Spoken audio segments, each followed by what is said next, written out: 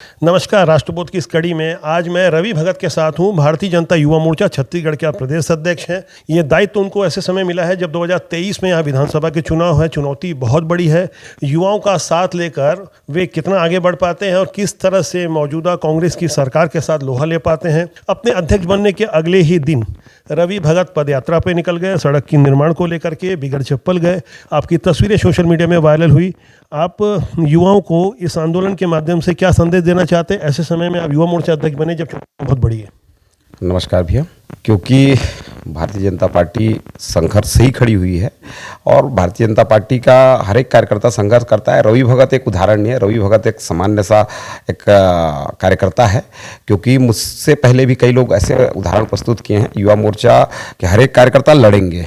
आप जब छत्तीसगढ़ में सरकारें नहीं रही उस समय हमारे युवा मोर्चा कार्यकर्ता कैसे लड़े हैं वो देखे हैं। युवा मोर्चा कार्यकर्ता लड़ेगा, इतना आपको मैं विश्वास दिलाता हूँ। लड़ते हुए यहाँ जो झूठ और फरेब की सरकार, जो अराजकता की सरकार चल रही है, उसको उखाड़ फेंकने में युवा मोर्चा आपको सक्षम दिखाई देगा। युवाओं को और युवा मोर्चा के लिए 1, 2, 3 अगर 3 प्राथमिकता गिनाना चाहें तो आप संक्षेप में बताएंगे क्या प्राथमिकता रहेगी आपके आगे की राजनीतिक रणनीति के लिए? भैया 1, 2, 3 कोई प्राथमिकता नहीं है। युवा मोर्चा कार्यकर्ता को फील्ड पे लड़ना है, यही प्राथमिकता है। जो लड़ सकेगा वो युवा मोर्चा में आगे बढ़ेगा। नए दायित्वों को लेके रस्साकसी है। हर कोई चाहता है कि राजनीति में आगे बढ़े। नए जिलाध्यक्ष बदले जाने हैं भारतीय जनता पार्टी को, साथ ही युवा मोर्चा की पूरी कार्यकारिणी बनानी है। आपके ऊपर कितना दबाव इसे लेकर? वरिष्ठों के साथ बैठेंगे, मार्गदर्शन उनका मिलेगा। अभी टीम में जिस प्रकार से आप नए परिवर्तन देख रहे हैं, काम करने वालों को अवसर मिलेगा, इसकी आपको मैं आश्वस्त कर सकता हूँ। लोकसभा चुनाव 2019 में भारतीय जनता पार्टी ने छत्तीसगढ़ में प्रयोग किया था। 11 की 11 लोकसभा सीट में नए प्रत्याशी उतारे थे। 10 चुने हुए चेहरों को बदल दिया गया था और परिणाम रहा कि 11 में से 9 सीटें भारतीय जनता पार्टी को मिली। क्या विधानसभा चुनाव में भी ऐसा प्रयोग होगा? इस बारे में आपका क्या कहना है? भैया अभी नई जिम्मेदारी है। मैं समझ रहा हूँ कि संगठन पे किस प्रकार से कार्य करना है। मुझे नहीं लगता कि टिकट बांटना, ये सब करना मेरे स्तर का काम है। वरिष्ठ बैठे हैं। परिवर्तन संसार का नियम है। संगठन भी परिवर्तन करते हुए कुछ नया प्रयोग कर सकता है, या फिर जीतने वाले जो होंगे वो पुराने होंगे, नए होंगे, उस चेहरों को सबको लेके संगठन तय करेगा। वो लगता है मुझे, मेरा विषय नहीं है। क्या रवि भगत विधानसभा चुनाव लड़ना चाहेंगे? मैं तो अभी जिस दायित्व पे हूँ, मुझे लगता है पूरा प्रदेश घूमना है। चुनाव मेरी प्राथमिकता नहीं है, संगठन जो तय करेगा। हाँ, लेकिन राजनीति में आने से हर किसी कार्यकर्ता को लगता है कि मैं चुनाव लड़ूं, वो मेरी भी प्राथमिकता रहेगी। लेकिन मैं अभी युवा मोर्चा अध्यक्ष के नाते कई टिकट मांगने के फेर में मैं नहीं रहने वाला। युवाओं को राजनीति में सूचिता के लिए क्या मापदंड होना चाहिए? युवा मोर्चा का नया गठन होना है, नए पदाधिकारी बनाए जाने हैं। आपने सूचिता के लिए क्या मापदंड तय किए होंगे? विभिन्न संगठनों में हमारे सभी कार्यकर्ता लंबे समय से काम करते आए हैं। काम करने का एक ही मापदंड है कि उनका वर्किंग स्टाइल क्या है, हम विपक्ष के प्रति कितना उग्र हैं, या आने वाले समय हम स्थानीय मुद्दों को लेकर जनहित के लिए कैसी लड़ाई लड़ सकते हैं। ऐसे सारे विषयों को लेकर सब जो भी नाम आएंगे उन पे समन्वय बनेगा। हो सकता है कि अभी जो टीम में है वो लोग भी रहें, कुछ नए लोग भी रहें। ऐसा सब प्रकार से टीम बनेगी। मौजूदा प्रदेश सरकार महंगाई और बेरोजगारी के मुद्दे पर भारतीय जनता पार्टी को लगातार घेरती रही है। वहीं दूसरी ओर आप सड़क और शराब जैसी दूसरे मुद्दों पर बात करते हैं। बेरोजगारी कितना बड़ा मुद्दा रहेगी इस चुनाव में?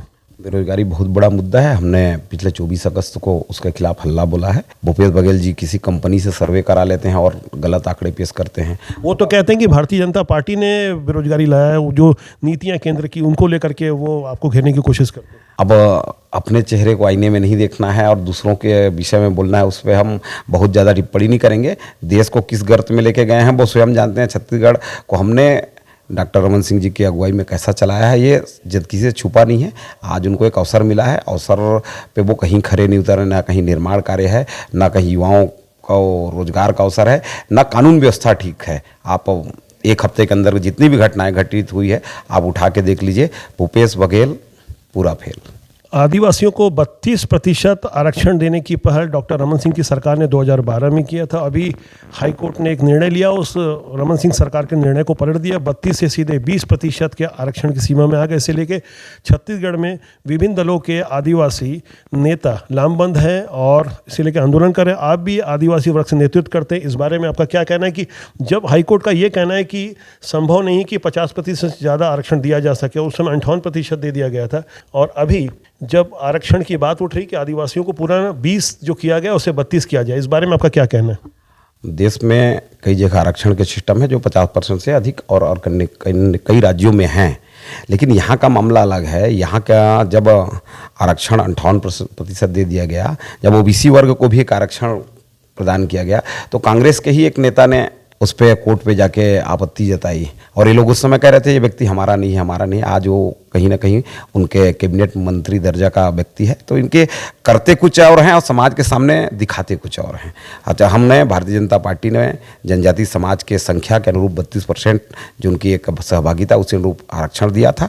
ये लोग उसको खेल रहे हैं कि कैसे जनजातियों को वो ठगा जाए, और जनजातियों आदिवासियों के नाम से इनकी रोटी चली है, वही खेल खेलेंगे लोग। जनजाति समाज की ओर से एक मांग उठती रही कि जब तक सुप्रीम कोर्ट राज्य सरकार जाए उसके पहले एक अध्यादेश लेकर के आए।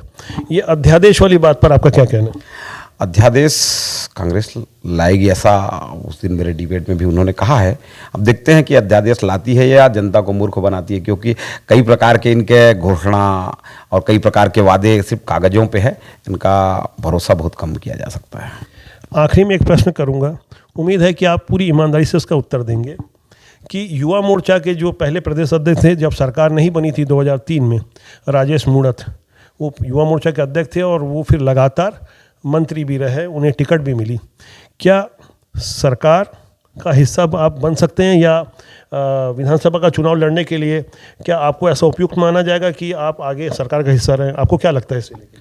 अभी मैं इस विषय पर नहीं कहूँगा, क्योंकि एक राजेश मूणत जी रहे हैं, बाकी तो और प्रदेश अध्यक्ष रहे हैं, उनको कितना क्या अवसर मिला आप सब भली भांति जानते हैं, और संगठन तय करेगा कोई चीज़, तो मैं उस चीज़ को नकारूंगा नहीं।